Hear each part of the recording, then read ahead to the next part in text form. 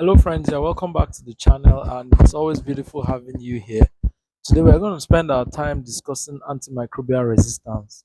Now, to the world, when people think about diseases, they think about things like COVID, they think about things like HIV, many other big things, and they don't know that there is a silent pandemic, silent problem that is creeping in upon us, and that's the problem of antimicrobial resistance.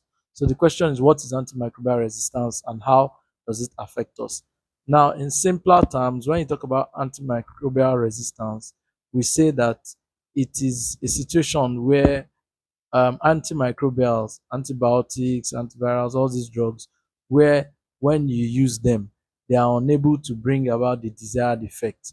Meaning that when you make use of these antimicrobials, these chemical agents, to try to get rid of different bacteria, fungi, and all these other pathogens, these antimicrobials are unable to do what they are supposed to do. So, in effect, they are unable to cure this illness. So, that is what we refer to as antimicrobial resistance. You are taking this medication, you are taking these drugs, and they are not able to cure these infections. And it's become a serious problem because currently in the world, it's believed that about 1.2 million people die per year over this problem, on this problem. So they have infections, they have diseases that should be treated with antibiotics, with antimicrobials, and these diseases are not being treated because the organisms are resistant to these chemical agents. So when you give these chemical agents, they do not bring respite, they do not bring relief.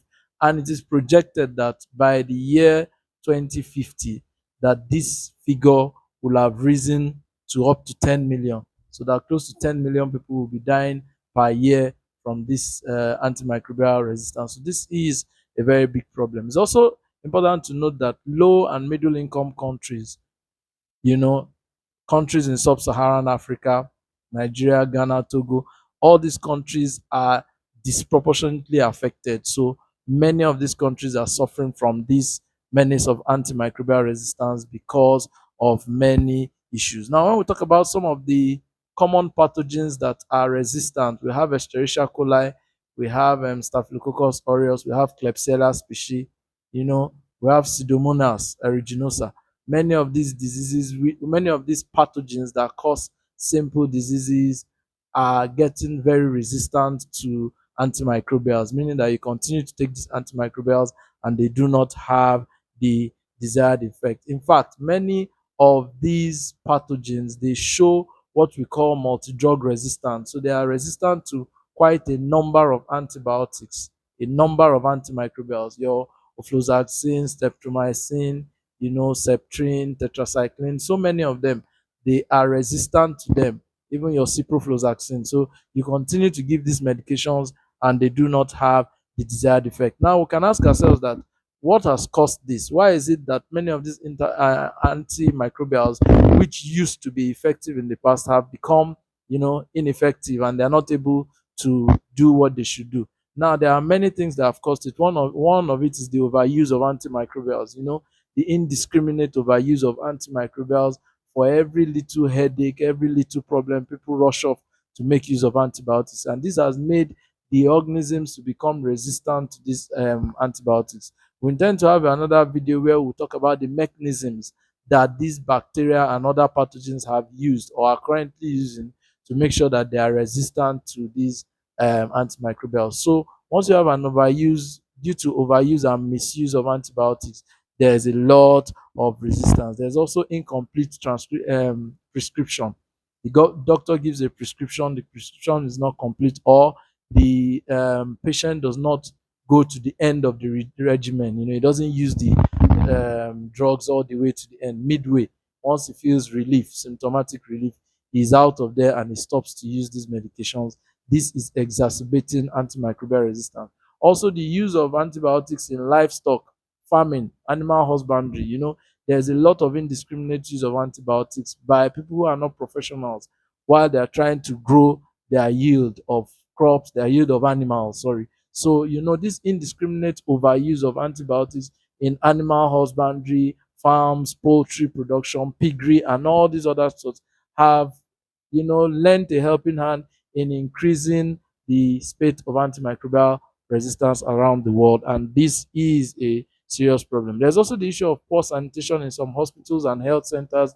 If you have places where you don't have good professionals who know what they are doing, handling different kinds of human samples, the risk is endless.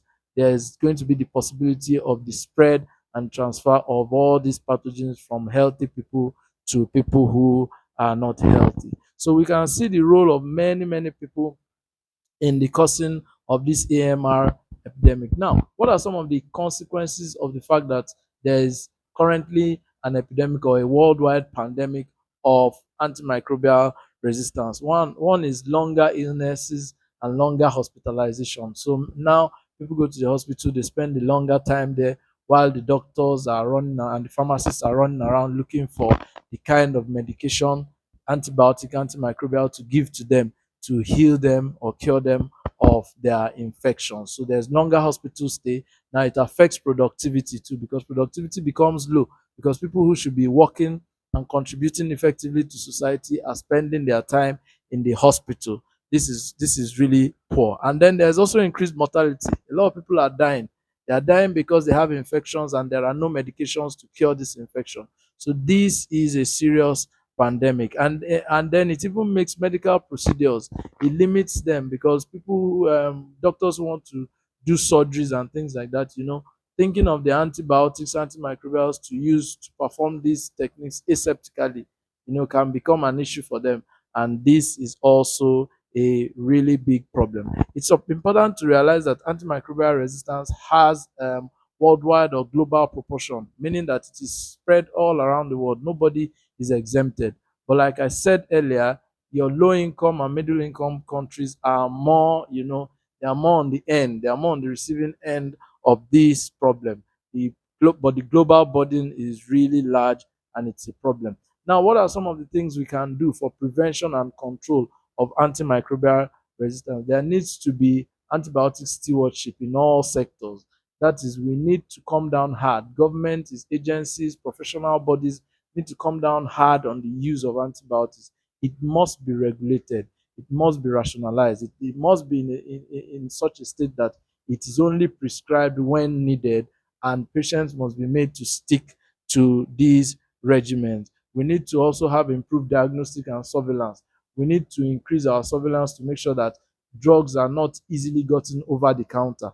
These drugs, these medications need to be prescription medications, and people need to stick to these prescriptions. There must be a global policy, that would be shepherding antimicrobial resistance, finding a way to push this menace down, to push this problem down to the barest minimum. There's also need for adequate funding of research for newer antibiotics. There's also the use of nutraceuticals, the use of herbs and roots.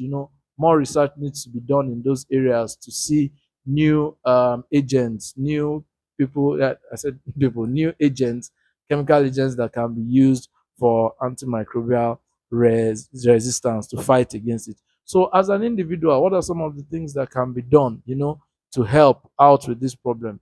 Don't ever self medicate with antibiotics. Make sure that you get a prescription.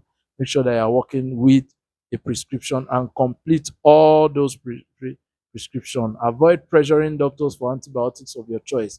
Allow susceptibility tests to be done in the hospital and the right antibiotics to be prescribed for your use. These are things that we can do. Now, in conclusion, we need to realize that antimicrobial resistance is a worldwide problem. It's a global problem, and we all have a role to play to try to reduce this silent pandemic and killer. We will run a video next where we'll talk about the strategies that bacteria and other microorganisms use to be able to, fight against antibiotics. So this antimicrobial resistance, there are strategies that bacteria and other microorganisms are using to make sure that they are resistant to these chemical agents. Thank you for listening once again. Remember to share, like our content, and do have a wonderful day.